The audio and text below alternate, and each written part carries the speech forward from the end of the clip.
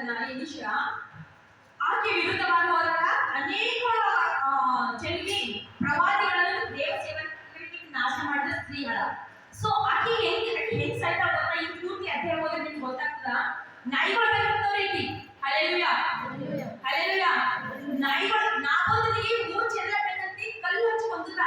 ಈಕೆ ಇಸ್ರೇಲ್ ಹೆಂಗ್ ಸಾಯ್ತಾಳಂದ್ರ ನಾಯಿಗಳು ಊರು ಹಚ್ಚಿ ಕೊಯ್ದು ಹರಿದು ತಿಂತವೆ. ಹಲ್ಲೆಲೂಯಾ. ಅದಕ್ಕೆ ದೇವ್ರೆ ನಾವ್ ಯಾವತ್ತಿಗೂ ನಮ್ಮ ದಶಾಜ್ಞೆದಲ್ಲಿದೆ ಏನಂದ್ರ ಇನ್ನೊಬ್ಬರ ಆಸ್ತಿಯನ್ನು ತಪ್ಪೋದು. ಹಾಸಿಗೆ ದೊಡ್ಡ ಕಾಲ್ಚಾಚ್ಬೇಕು. ಅವ್ರು ಬಹಳ ಶ್ರೀಮಂತರ, ಇವ್ರು ಬಹಳ ಶ್ರೀಮಂತರ, ಅವ್ರದ್ದೆಲ್ಲ ನೋಡಿ ನಾವು ಪಡ್ಬಾರ್ದ್ರಿ.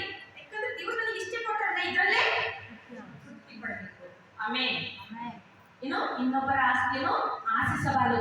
ಇಲ್ಲಿ ಅಹಾಬ ರಾಜ ನಾಬೋದನ ಆಸ್ತಿಯನ್ನು ಆಶಿಸಿದ್ದ ಪ್ರಯುಕ್ತ ಇವ ಅರಸೆಂದು ನಿನಗೆ ಕಡಿಮೆ ಇದ್ದಿಲ್ಲ.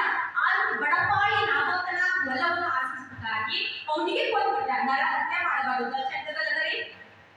ದಶಾಜ್ಞೆದಲ್ಲ ನರಹತ್ಯೆ ಮಾಡಬಾರದಲ್ಲ. ಎಷ್ಟು ಜನರಿಗೆ ಬರ್ತಾವ ದಶಾಜ್ಞೆಗಳು? Amen hallelujah. ಮೊದಲನೇ ಆಜ್ಞೆ ದೇವರು ಒಬ್ಬನೇ. ಹಾಗಾಗಿ ನರಹತ್ಯೆ ಮಾಡಬಾರದು ಅಂತ ದಶಾಜ್ಞೆ. ಅದು ಕೂಡ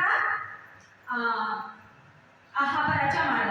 ಮತ್ತು ಇನ್ನೊಬ್ಬರ ಆಸ್ತಿಯನ್ನು ಆಶಿಸಬಾರದು ಅಂತ ಅದು ಕೂಡ ಮಾಡ. ಓಕೆ, ಇದೆಲ್ಲ ಮಾಡಿ ಏನ್ ಮಾಡ್ದ? ಪಾಪ ಮಾಡ. ಅವನ ಹೆಂಡತಿಗೆ ನಾಯಿಗಳು ಬೆನ್ನತ್ತಿ ಅದು ತಿಂದು ಬಂದ್ಬಿಟ್ಟು ಅವಾಗ ದೇವರಿಗೆ ಎಚ್ಚರಿಸ್ತಾ ಇದ್ದಾರೆ. ಇನ್ನೊಂದ್ಸಲ ಓದೋಣ ಜೋರಾಗಿ 27ನೇ ವಚನ.